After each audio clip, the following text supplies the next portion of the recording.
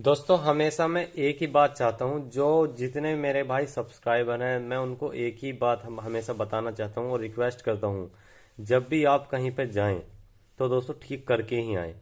तो मेरा मकसद सिर्फ यही है सिखाने का कि आप अगर अपनी दुकान खोलें या आप कोई भी काम करने जाएं तो दोस्तों आपसे ठीक हो। मेरा मेन मोटिव यही है भाई, आपसे पैसे कमाने का मोटिव कभी नहीं रहा। तो दोस्तों आज हम ये जो स्टार्टर की आपको सारी समस्या बताएंगे ना, 101% आप किसी के यहाँ पे भी ये स्टार्टर रिपेयर करने जाओगे ठीक करके ही आओगे। क्या क्या प्रॉब्लम आती है, किस प्रॉब्लम आपको क्या चीज़ चेक करनी चाहिए और क्या रिप्लेस करनी चाहिए और क्या सावधानी रखनी चाहिए, पूरी बताएंगे दोस्तों। वीडियो को पूरी देखना, काफ़ी इंपॉर्टेंट वीडियो है दोस्तों। बिल्कुल भी स्किप मत करना वरना आपका नुकसान है। देखिए दोस्तों, सीखा हुआ ज्ञान कभी वापसी नहीं जाता, हमेशा याद रखना। ठीक है। सबसे पहले मैं इन सभी चीज़ों का आपको नाम बता देता हूँ, क्योंकि अब जब तक आपको नाम नहीं पता होगा दुकान पे आप खरीदने जाओगे, ये कहोगे कि सर ये चीज़ दे दो वो चीज़ दे दो, तो उसमें आपका बेवकूफ़ बना देगा। और आप जाते ही झटपट एकदम से नाम लोगे भाई ये दे दो, तो दुकानदार समझे हाँ भाई वाकई में ये बंदा काम करता है इस चीज़ का, ये एक्सपर्ट है। तो सबसे पहले मैं आपको दोस्तों हर चीज़ का नाम बता देना चाहता हूँ, ठीक है। तो देखिए दोस्तों, यहाँ पे मैं पहले इसको बंद कर लेता हूँ। ये देखिए दोस्तों, ये यहाँ पे आपको करना क्या है। देखिए यहाँ पे दो तरह के मीटर होते हैं, एक तो वोल्ट मीटर, एक एम्पियर मीटर। जिस पे ए लिखा होता है यहाँ से 10 20 30 इस तरह डिजिट होगी, ये एम्पियर मीटर होता है। और जिस पे वोल्ट लिखा होता है वी वी बराबर मतलब एसी का डिनोट बना होता है, ये 100 200 300, ये वोल्ट मीटर होता है। वोल्ट मीटर 300 वोल्ट 500 वोल्ट में आता है, ठीक है। एम्पियर मीटर जो होता है ना, ये एम्पियर मीटर ये लोड नापता है, मतलब कितना चल रहा है उस पर। तो एम्पेयर नापता है मतलब कितने एम्पेयर ये ले रहा है चलने में। तो एम्पेयर का दोस्तों अपना 5 एम्पेयर से लेके मतलब एम्पेयर तक तो कितने कितने तक का भी ले लो आप। 5 एम्पेयर से 10 एम्पेयर 20 एम्पेयर 30 एम्पेयर, मिनिमम जो सबसे ज़्यादा पॉपुलर है वो दोस्तों 20 एम्पेयर और 30 एम्पेयर चलता है। 50 एम्पेयर भी चलते हैं लेकिन इंडिया में हमारे सबसे ज़्यादा 30 एम्पेयर का लगाया जाता है, ठीक है। ये तो हो गए वोल्ट मीटर, ये हो गया एम्पेयर मीटर। इस पे लिखा है ए बराबर एम्पेयर मीटर, वी बराबर वोल्ट मीटर, ठीक है। उसके बाद आता है इंडिकेटर लाइट, ये इंडिकेटर लाइट बोलते हैं इसको, ठीक है। इसको बोलते हैं पुश स्विच, मीटर के लिए पुश स्विच, ठीक है, याद रखना। इसको यहाँ पे बोलते हैं ग्रीन स्विच।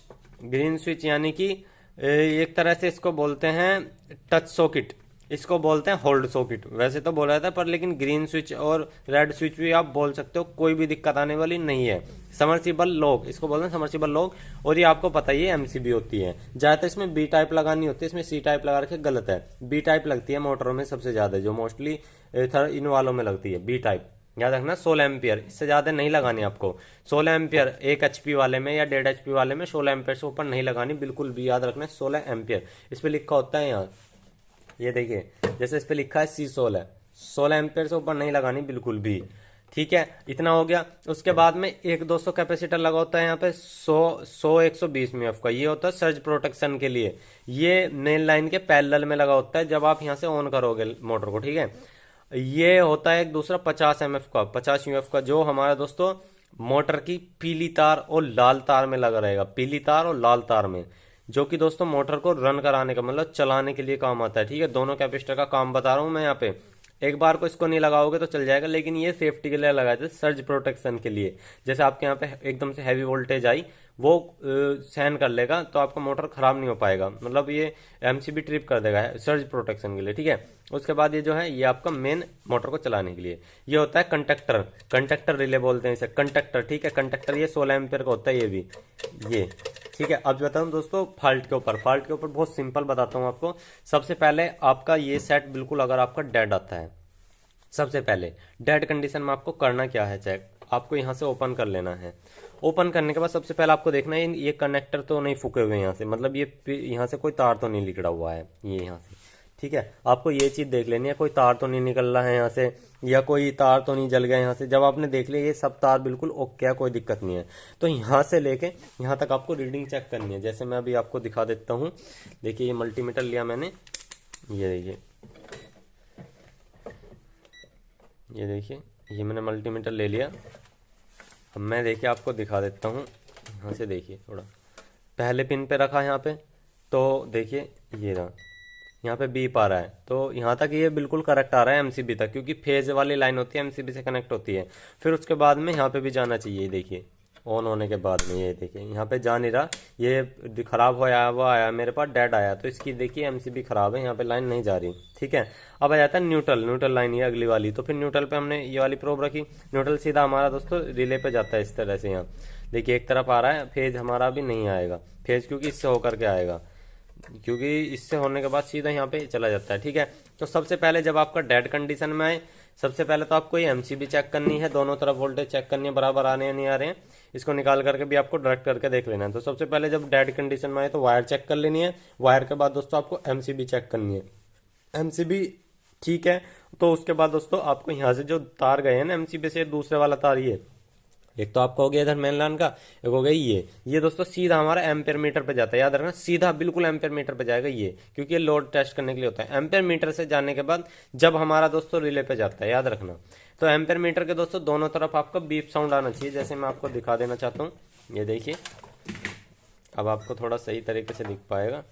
एम्पेयर मीटर के दोनों तरफ बीप आना चाहिए, ये देखिए इस तरह से।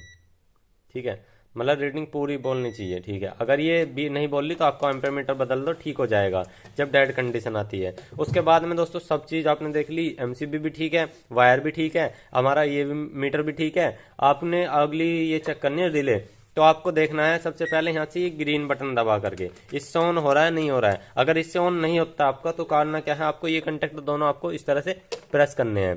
अगर इस तरह प्रेस करने पे चलता है तो कोई दिक्कत नहीं है, आप ये ग्रीन बटन बदल दीजिए, 101% आपका सोल्यूशन हो जाएगा। ग्रीन बटन, ये वाला जो ग्रीन बटन होता है, क्योंकि ये दोस्तों टच कराता है, एक बार टच हो जाए तो फिर कंडक्टर मिल करके ये रेड वाला पॉइंट काम करता है। ठीक है, इसकी पूरी वायरिंग और पूरा सिस्टमेटिक हमने समझा रखा है। आज मैं बता रहा हूँ फॉल्ट कैसे निकालना आपको। ठीक है, जब आपने देख लिया कि ये यहाँ से दबाने पे तो चल रहा है लेकिन ग्रीन बटन से नहीं चल रहा, तो ग्रीन बटन बदल लीजिए और इसकी वायर चेक कर लीजिए उससे पहले, बदलने पहले कि कहीं टूट टाट तो नहीं रही है। ठीक है, ग्रीन बटन बदल लोगे, डेड कंडीशन 100 के 100% आपकी ठीक हो जाएगी।